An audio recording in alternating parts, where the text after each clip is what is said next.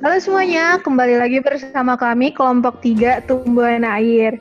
Nah, pada kesempatan kali ini kami akan membahas tentang salah satu tumbuhan air yaitu mangrove.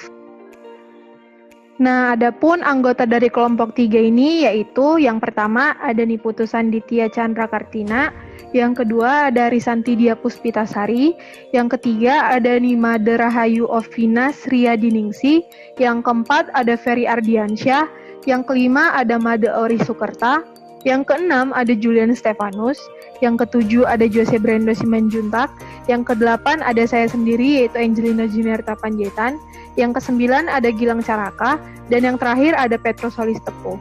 Next. Nah, adapun materi yang akan kami bahas pada presentasi kali ini yaitu yang pertama ada pengertian dan habitat mangrove, yang kedua ada fungsi mangrove, yang ketiga ada fauna mangrove, yang keempat ada kondisi fisik ekosistem mangrove, yang kelima ada sistem perakaran mangrove, yang keenam ada zonasi mangrove, yang ketujuh ada bentuk adaptasi perakaran mangrove, yang kedelapan ada adaptasi perkembangbiakan mangrove, dan yang terakhir ada faktor kerusakan hutan mangrove. Oke, baik. Perkenalkan, nama saya Gilang. Di sini saya akan menjelaskan tentang pengertian mangrove. Yang pertama, istilah mangrove. Mangrove merupakan tanaman pepohonan atau komunitas tanaman yang hidup di antara laut dan daratan yang dipengaruhi oleh pasang surut, yang biasa disebut juga di daerah air payau. Apa itu ekosistem mangrove? Ekosistem mangrove adalah suatu lingkungan yang mempunyai ciri khusus karena lantai hutannya secara teratur digenangi oleh air yang dipengaruhi oleh salinitas serta fluktuasi ketinggian permukaan air karena adanya pasang surut air laut. Disebut juga sebagai hutan pantai, hutan pasut, atau pasang surut, mangal, dan ada juga yang menyebutnya dengan hutan bakau. Mangrove berhabitat di pantai yang terlindung dari gelombang besar dan estuaria tropik.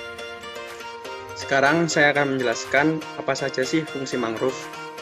Sebelumnya perkenalkan, nama saya Julian Stefanus. Nah, fungsi mangrove dari segi fisiknya yaitu menjaga garis pantai dan tebing sungai dari erosi atau abrasi agar tetap stabil. Kemudian mempercepat perluasan lahan, mengendalikan intrusi air laut, melindungi daerah belakang mangrove atau pantai dari hempasan gelombang dan angin kencang, dan mengolah bahan limbah organik. Dari segi ekonominya, yaitu penghasil kayu sebagai bahan bakar dan bangunan, dan lahan untuk produksi pangan dan tujuan lain seperti transportasi, tempat rekreasi, dan lain-lain. Baik, perkenalkan, nama saya Jose Simanjuntak. Saya akan menjelaskan tentang fauna mangrove. Fauna mangrove yang dominan pada ekosistem ini adalah moluska, seperti gastropoda dan bivalvia, kemudian krustasea, udang-udang dan kepiting, dan beberapa jenis ikan.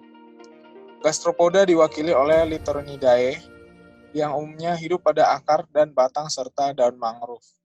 Sedangkan bivalvia yang banyak ditemukan di antara lain yaitu kerang hijau, tiram, kerang darah, dan lain-lain.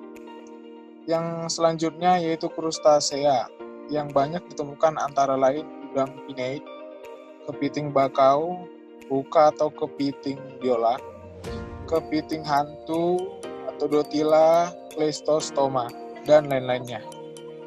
Ikan yang khas ditemukan pada ekosistem mangrove adalah dari genus Periophthalmus, yang umum dikenal sebagai ikan glodok atau mudskipper. Perkenalkan, nama saya Ferry Ardiansyah. Saya di sini akan menjelaskan tentang kondisi fisik ekosistem mangrove. Kondisi fisik ekosistem mangrove. Jenis tanahnya berlumpur, berlempung atau berpasir dengan bahan-bahan yang berasal dari lumpur, pasir atau pecahan karang. Lahannya tergenang air laut secara berkala, menerima pasokan air tawar yang cukup dari darat untuk menurunkan salinitas. Suhu udara dengan fluktuasi musiman tidak lebih dari 5 derajat Celcius dan suhu rata-rata di bulan terdingin lebih dari 20 derajat Celcius. Arus laut tidak terlalu deras. Tempat-tempat yang terlindung dari angin kencang dan gempuran ombak yang kuat. Topografi pantai yang datar atau landai. Selanjutnya, sistem perakaran mangrove. Saya Risanti Puspitasari. Komponen aerasi yaitu bagian akar yang mencuat ke bagian atas dari sistem perakaran dan berfungsi sebagai pertukaran gas. komponen penyerapan dan penjangkaran berfungsi untuk membentuk basis penjangkaran pada seluruh sistem dan untuk melakukan penyerapan zat hara. Dan komponen jaringan yaitu bagian horizontal yang meluas dan berfungsi menyatu dengan penyerapan dan penjangkaran dari sistem perakaran.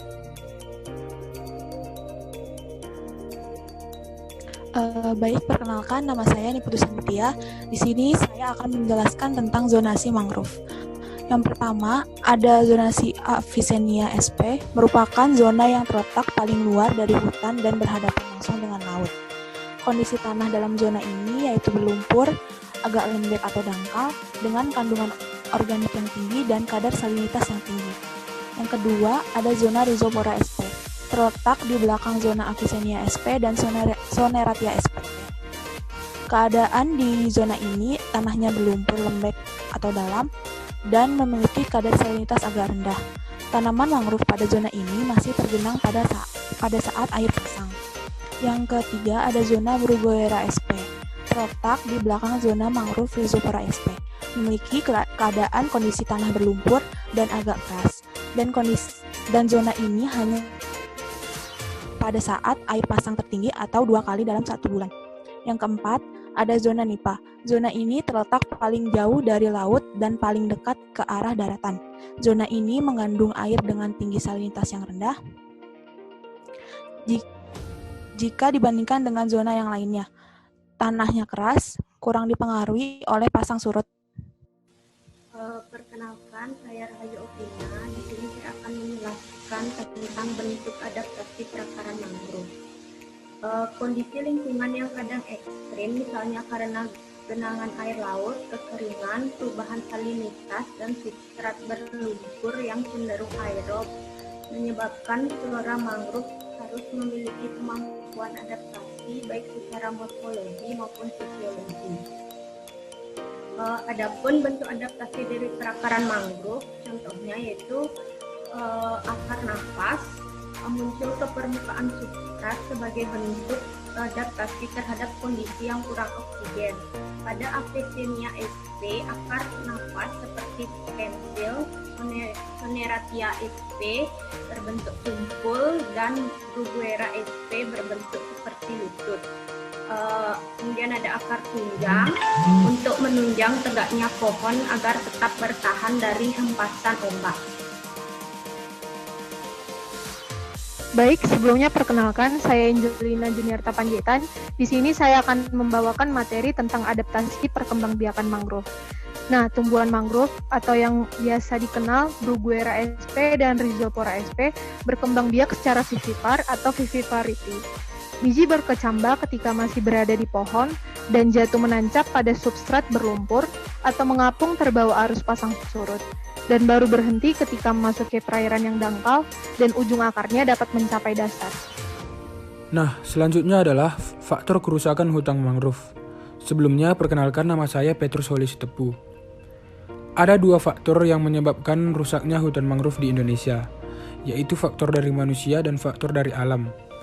Faktor manusia merupakan faktor yang paling dominan penyebab rusaknya hutan mangrove. Eksploitasi yang berlebihan dengan melakukan penebangan hutan mangrove sering dilakukan oleh masyarakat. Selain itu, di dalam hal pemanfaatan lahan yang berlebihan, sehingga terjadi pembukaan lahan yang baru dengan memanfaatkan lahan yang ditumbuhi oleh hutan mangrove. Regulasi-regulasi yang kurang kuat, tumpang tindih dengan ketidaksinkronan antar regulasi, membuat hutan mangrove terancam keberlangsungannya. Selain itu, faktor alam memiliki dampak dalam kerusakan hutan mangrove, yaitu disebabkan oleh abrasi dan hama tanaman. Baiklah, sekian presentasi dari kelompok 3. Kurang lebihnya kami mohon maaf, dan sampai jumpa di video selanjutnya. Terima kasih. Bye-bye.